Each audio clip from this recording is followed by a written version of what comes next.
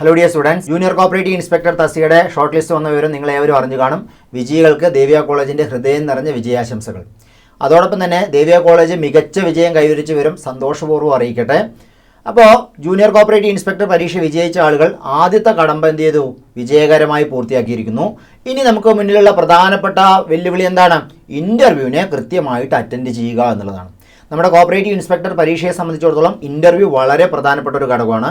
കാരണം PSC പരീക്ഷകളിലെല്ലാം interview ഉണ്ടെങ്കിൽ അവിടെ എത്ര മാർക്കിൻ്റെ വരെ ഡിഫറൻസ് വരാം? അതായത് 20 മാർക്കിൻ്റെയാണ് ഇൻ്റർവ്യൂ, 100 മാർക്കിൻ്റെയാണ് എന്ത് നമ്മുടെ പരീക്ഷ. അങ്ങനെ മൊത്തം 120 മാർക്കിലാണ് റാങ്ക് ലിസ്റ്റ് പുറത്തിറങ്ങുക. അപ്പോൾ പരീക്ഷയിൽ മികച്ച മാർക്ക് നേടിയിട്ടുണ്ടെങ്കിലും ഇൻ്റർവ്യൂവിൽ ബാക്കിലായാൽ എന്ത് ചെയ്യും? സ്വാഭാവികമായിട്ട് നമ്മൾ റാങ്ക് ലിസ്റ്റിൽ പിൻഭാഗത്ത് പോകാനുള്ള സാധ്യതയുണ്ട്. അപ്പോൾ ഇൻ്റർവ്യൂ വളരെയധികം ഇമ്പോർട്ടൻസോടുകൂടി തന്നെ പ്രിപ്പയർ ചെയ്യേണ്ട ഒരു ഭാഗം തന്നെയാണെന്ത് ഇൻ്റർവ്യൂ. പരീക്ഷയ്ക്ക് എത്രമാത്രം ഇമ്പോർട്ടൻസ് കൊടുത്താണോ നമ്മൾ പ്രിപ്പയർ ചെയ്തത്, അതേ ഇമ്പോർട്ടൻസ് കൊടുത്ത് തന്നെ നമ്മൾ എന്തിനും പ്രിപ്പയർ ചെയ്യണം? ഇൻ്റർവ്യൂവിനും പ്രിപ്പയർ ചെയ്യണം. കാരണം നമ്മുടെ കോപ്പറേറ്റീവ് ഇൻസ്പെക്ടർ തസ്തികയെ സംബന്ധിച്ചിടത്തോളം പരീക്ഷയോളം തന്നെ ഇമ്പോർട്ടൻസ് ആണെന്ത് ഇൻ്റർവ്യൂ. ഓക്കെ, അപ്പോൾ ഇൻ്റർവ്യൂവിന് ഒരു മികച്ച തയ്യാറെടുപ്പ് നടത്തണം.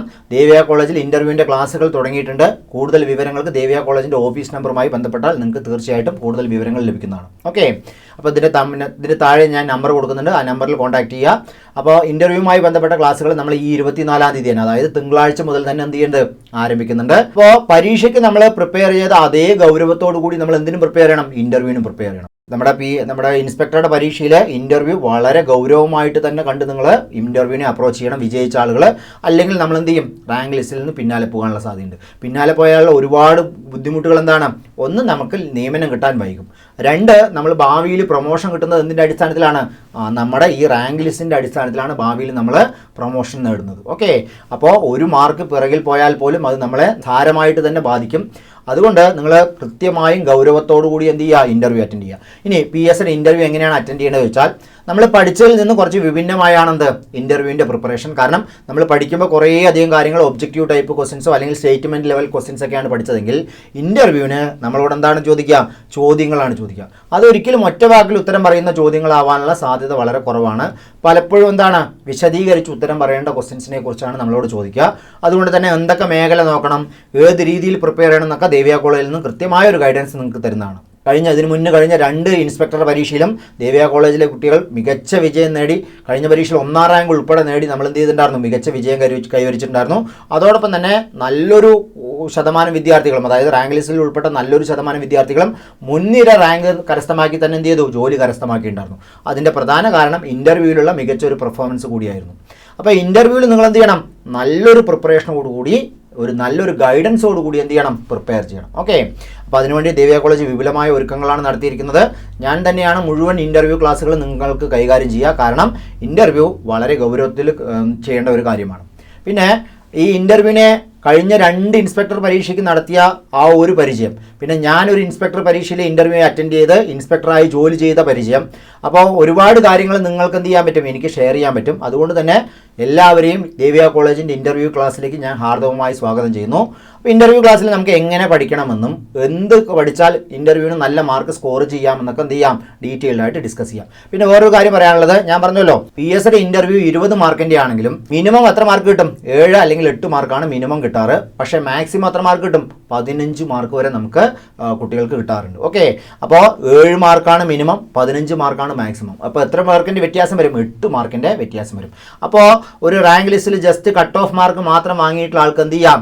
8 മാർക്ക് പരീക്ഷയിൽ നേടിയതിൻ്റെ അതേ ഗുണം ഇൻ്റർവ്യൂവിൽ നന്നായിട്ട് പെർഫോം ചെയ്താൽ നമുക്ക് പിടിച്ചെടുക്കാൻ കഴിയും. അപ്പോൾ ഇൻ്റർവ്യൂവിന് നമ്മൾ ഒരുപാട് കാര്യങ്ങളും ഒരുപാട് മേഖലകളും ശ്രദ്ധിച്ചു പോകണം. പ്രധാനമായിട്ടും KCS ആക്ട് ആൻഡ് റൂൾ നമ്മൾ ഒബ്ജക്റ്റീവ് ടൈപ്പ് ക്വസ്റ്റ്യൻസ് പഠിച്ചതുപോലെ അല്ല പഠിക്കേണ്ടത്. പലതും വ്യത്യസ്ത രീതിയിലാണ് നമ്മൾ എന്ത് ചെയ്യേണ്ടത്? അതിനെ അപ്രോച്ച് ചെയ്യേണ്ടത്. ഒരു എക്സാമ്പിൾ പറയുകയാണെങ്കിൽ കഴിഞ്ഞ 2 ഇൻസ്പെക്ടർ പരീക്ഷയിലും ചോദിച്ച ഒരു പ്രധാനപ്പെട്ട ക്വസ്റ്റ്യൻ ആയിരുന്നു എന്ത്? സെക്ഷൻ 32 സെക്ഷൻ 33 തമ്മിലുള്ള വ്യത്യാസം എന്താണെന്നുള്ളത്. സെക്ഷൻ 32 പ്രകാരം സൂപ്പർ സെഷനും സെക്ഷൻ 33 എന്താണ്? അപ്പോയിൻമെൻറ്റ് ഓഫ് അഡ്മിനിസ്ട്രേറ്ററെ കുറിച്ചാണ് പറയുന്നത്. പക്ഷേ നമുക്ക് അങ്ങനെ വെറുതെ ഒരു ഹെഡിങ് മാത്രം പറഞ്ഞാൽ പോരാ, എന്താണ് ഇവ തമ്മിലുള്ള വ്യത്യാസം എന്ന് എന്ത് ചെയ്യണം? കൃത്യമായിട്ട് വിശദീകരിച്ച് പറഞ്ഞു കൊടുക്കാൻ കഴിയണം.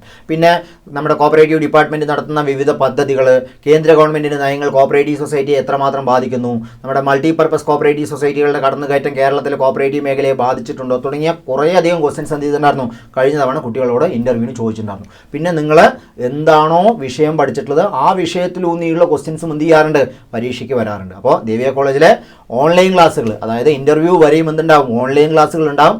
കൂടാതെ മോക്ക് ഇൻ്റർവ്യൂ, അതോടൊപ്പം തന്നെ ഓഫ്ലൈനിൽ ഒരു 2-3 ദിവസത്തെ ക്ലാസ്സുകളെല്ലാം ഇൻ്റർവ്യൂവിന് അടുപ്പിച്ചിട്ടുണ്ടാവും. അപ്പോൾ ഇൻ്റർവ്യൂവിൻ്റെ ക്ലാസ്സിനെ കുറിച്ച് കൂടുതൽ അറിയുന്നതിന് വേണ്ടിയിട്ട് എന്ത് ചെയ്യുക, താഴെ കാണുന്ന നമ്പറിൽ നിങ്ങൾ കോൺടാക്ട് ചെയ്യുക. അപ്പോൾ ഇൻ്റർവ്യൂവിനെ വളരെ ഗൗരവത്തിലെടുക്കണം. കാരണം എന്തുകൊണ്ടാണെന്ന് വെച്ചാൽ ഇൻ്റർവ്യൂവിൽ നല്ലോണം പരീക്ഷയ്ക്ക് മാർക്ക് സ്കോർ ചെയ്ത ആൾ എന്ത് ചെയ്യാം പിന്നെ പിറകിൽ പോകാനുള്ള സാധ്യതയുണ്ട്. നല്ലോണം ജസ്റ്റ് കട്ട് ഓഫ് മാർക്ക് മാത്രം വാങ്ങിയ ആൾ റാങ്കിൽ ഉയർന്ന റാങ്ക് കരസ്ഥമാക്കി മുന്നോട്ട് വരാനുള്ള അവസരവും നമ്മുടെ മുന്നിലുണ്ട്. അപ്പോൾ തീർച്ചയായിട്ടും ഇൻ്റർവ്യൂവിനെ ഗൗരവത്തോടു കൂടി അറ്റൻഡ് ചെയ്ത് എന്ത് ചെയ്യണം, നല്ല മാർക്ക് സ്കോർ ചെയ്ത് റാങ്കിൽ മുന്നിലെത്തി ആദ്യം തന്നെ ജോലി കരസ്ഥമാക്കണം.